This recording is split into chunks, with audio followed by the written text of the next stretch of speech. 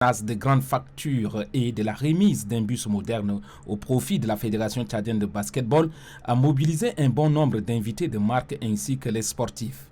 C'est le ministre des Sports Routoua Mohamed Ndonga Christian qui a représenté le président de la République. L'architecte de ce projet, Mbongo Mbanga François, dans sa présentation technique, affirme que cette salle sera l'une des infrastructures admirables par sa beauté et par sa position géographique dans le 7e arrondissement.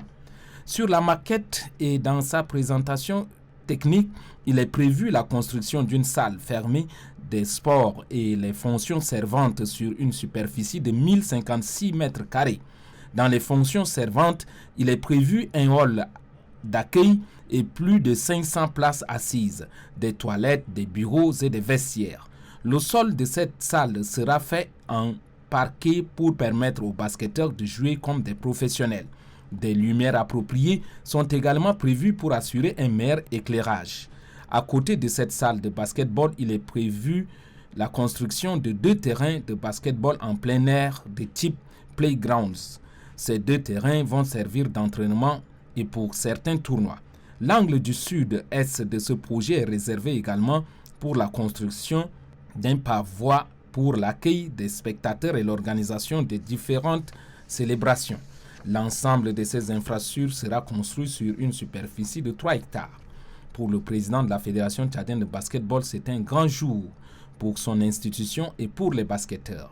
La Fédération tchadienne de basketball remercie vivement le président du Conseil militaire de transition, Mamadou Idriss Déby, pour la vision et les efforts considérables et spontanés dont il a fait preuve pour contribuer à rehausser le niveau du sport général au Tchad. À travers la mise en place de cette future belle infrastructure, il a par ce geste et bien d'autres encore montré son soutien indéfectible au sport.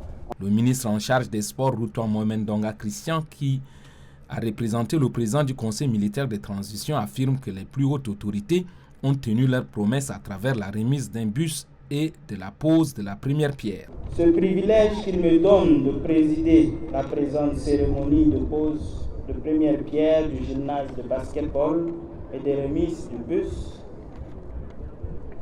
Il vous souviendra qu'en date de 23 août 2021, lors de l'audience accordée aux basketteurs ayant fait l'honneur au peuple tchadien en Égypte, le président du Conseil militaire de transition, président de la République et chef de l'État, promettait la construction d'une salle de basketball et le don d'un bus.